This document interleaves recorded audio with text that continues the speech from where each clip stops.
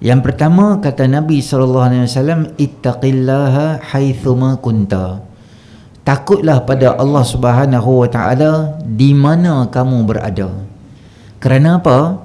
Kerana Allah Subhanahu wa taala Tuhan yang Maha mengetahui apa sahaja benda atau apa sahaja yang kita lakukan walau di mana kita ada. Sama ada kebaikan yang kita buat di tempat yang orang tak tahu atau kejahatan yang kita buat di tempat yang orang tak nampak, semuanya diketahui oleh Allah Subhanahu wa taala walau di mana kita ada. Kerana Allah Subhanahu wa taala dengan sifat basar atau kita sebut basirun, Allah Subhanahu wa taala Tuhan yang Maha melihat itu, dia boleh lihat di mana sahaja. Adapun kita ini penglihatan kita terbatas.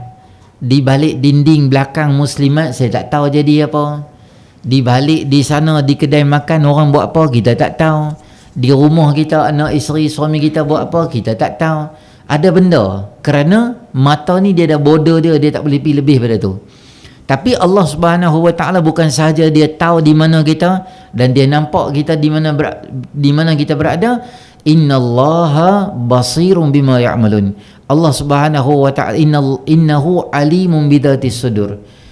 Bahkan Allah Subhanahu wa taala tahu apa yang berlaku di dalam hati dan sanubari kita ni, kita tahu. Kita dengar ustaz tu ceramah contohnya, tapi kita duk kata apa di hati, Allah saja tahu. Muka senyum tengok member kita. Sihat nah, dalam hati boleh belah contoh. Orang tahu tak? Orang tak tahu. Orang tu ingat bagus ni member ni, dia belanja aku semua. Tapi dia di hati, aku nak belanja hang apa, aku nak makan, satgi aku buat bitanai, sat aku belah terus. Manusia ni dia ada benda yang jahat ke benda dosa. Dalam ayat, dalam hadis ni Nabi SAW ingatkan pada kita bahawa jahat ni jangan buat di mana-mana kerana Allah Subhanahu wa taala tahu. Jahat ni jangan buat di mana-mana, Allah Subhanahu wa taala Maha mengetahui. Dan ciri-ciri dosa sahabat banyak kali dah kat tuan-tuan, ketika Nabi SAW tanya dosa dan jahat tu apa dia? Dosa dan jahat tu kata Nabi SAW, ma haka fi sadrika wa karihta an yattali'a alaihin nas. Sesuatu yang meresahkan jiwa. Apabila kita buat sesuatu benda kebaikan, kita akan resah di jiwa kita. Kita rasa tak tenang. Kita rasa macam tak selesa. Ada satu benda yang ganggu hidup kita. Tak boleh tidur di waktu malam. Maknanya ada satu benda dosa kita buat. Walaupun sekadar kita langgar kucing ya. Atau kita reverse kereta kena bumper orang jatuh. Kita rasa benda tu macam tak selesa.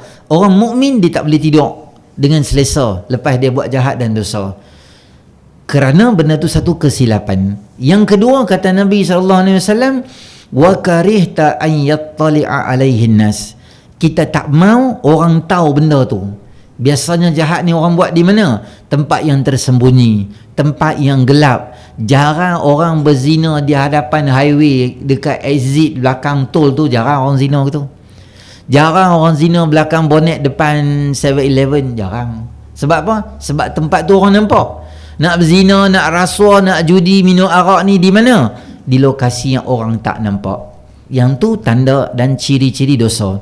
Maka Nabi SAW sebut, takwa kamu kepada Allah walau di mana yang ada. Maknanya orang nampak ke, orang tak nampak ke. Ada orang dia tak buat jahat di Malaysia tapi buat jahat dekat, dia tak buat jahat di Pening, dia buat jahat di Pahang. Sebab Pahang orang tak kenal dia. Dia tak buat, dia asal orang Pahang, dia tak buat jahat di Pahang, dia buat jahat di Kelantan. Sebab Kelantan tak ada orang kenal dia. Sebab tu Nabi SAW kata, di mana hang ada? Di negeri mana hang ada? Ada orang bulan puasa dia tak duduk di Malaysia. Dia pergi mana? Dia pergi luar negara. Sebab luar negara bebas lah, orang tak kenal dia. Boleh makan, boleh minum, boleh enjoy, boleh rehat, boleh buat apa saja larangan, tak kira Ramadan tak Ramadan. Jadi dah habis raya semua atau dekat-dekat raya, dia balik mai. Ada orang guni tak? Ada juga. Maka Nabi SAW sebut, takwa pada Allah walau di mana kita ada. Walau CCTV rosak masa tu, siapa pun tak tahu kita buat jahat, kita boleh buat. Memang lain clear nak buat benda jahat tu. Tapi Allah Subhanahu wa taala Tuhan Maha melihat dan dia tahu.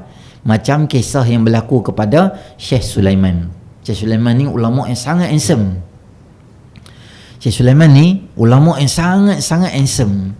Satu hari apa yang berlaku pada dia adalah satu kisah dia nak pi buat haji dengan kawan dia, dengan anak murid dia lah, macam kawan dia. Sampai kat satu tempat nampak Abwa.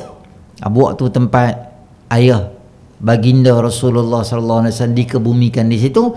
Kawasan tu dia sampai. Dan kawan dan sahabat Syekh Sulaiman ni kata, aku nak pi beli barang, aku nak tengok nak beli barang, saya tunggu di sini. Syekh Sulaiman tunggu di situ. Masa Syekh Sulaiman tunggu, datang apa? Satu orang marka, satu awek sudah tengok si Syekh Sulaiman. Dia berkenan sangat dekat apa? Dekat Syekh Sulaiman tu. Maka dia pun mai. Dia cuba goda Syekh Sulaiman. Satu demi satu pakaian dia dikurangkan, sehinggalah peringkat dia minta Syekh Sulaiman seolah-olah berzina dengan dia.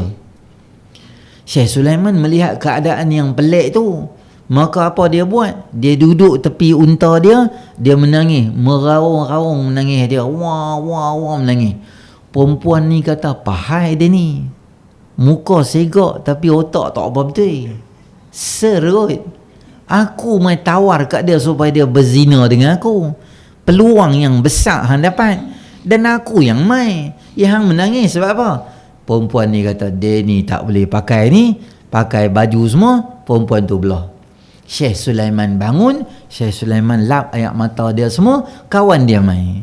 Kawan dia tanya, wahai Syekh, sebab apa tiba-tiba menangis? Kata Syekh Sulaiman, tak ada apa. Setelah didesak cerita kat aku, maka dia pun cerita, sebenarnya tadi masa hang pi ada awek Arab seorang mai. Awek Arab lah tuan-tuan, lawa lah, mai goda dia. Syekh Sulaiman kata, ceni, dia pun kurangkan pakaian dia satu-satu. Dia ajak aku berzina dengan dia. Apa aku buat? Aku duduk dan aku menangis. Bila dia tengok aku menangis, mungkin dia ingat aku ni tak apa betul, dia pun lari, kata Syekh Sulaiman. Habis Syekh Sulaiman cerita, kawan dia pula menangis. Kawan dia kata, Syekh Sulaiman kata, pahai pula hang menangis. Dia kata, aku kagum tengok hang, mujuk hang duduk di situ. Kalau aku duduk di tempat hang, belum tentu aku boleh selamat lagi. Dia kata, dah lah, tak apa, jom kita pergi Mekah. Sampai perjalanan di Mekah, terlalu letih sangat, tertidur di waktu malam, awal tidur, jalanan letih. Dalam mimpi, datang siapa? Dalam mimpi dia, seorang lelaki yang sangat kacak yang hadir di dalam mimpi Syekh Sulaiman. Maka apabila mimpi Syekh Sulaiman, orang yang segak tu, Syekh Sulaiman tanyalah, siapa hang ni handsome-nya? Dia kata, aku adalah Yusuf alaihissalam. Dia kata, ya Allah, seronoknya mimpi Nabi Yusuf, kagum dengan kamu. Aku baca Quran, baca cerita kamu dengan Zulaika, macam ni, bahasa hebat sangat dia. Nabi Yusuf alaihissalam kata kat dia, kisah kamu di Abwa tadi lebih mengagumkan aku. Kerana aku ni satu Nabi, Allah pelihara aku, Allah jaga aku. Hang satu orang manusia biasa, tapi hang ada ruang peluang untuk berzina macam tu, tapi hang boleh kuatkan iman hang. Ini bukan satu benda yang biasa, ini luar biasa. Nabi Yusuf alaihissalam puji Syekh Sulaiman kerana apa? Kerana takwanya dia, walaupun orang tak nampak, walaupun ada ruang besar untuk berzina, tapi tak digunakan.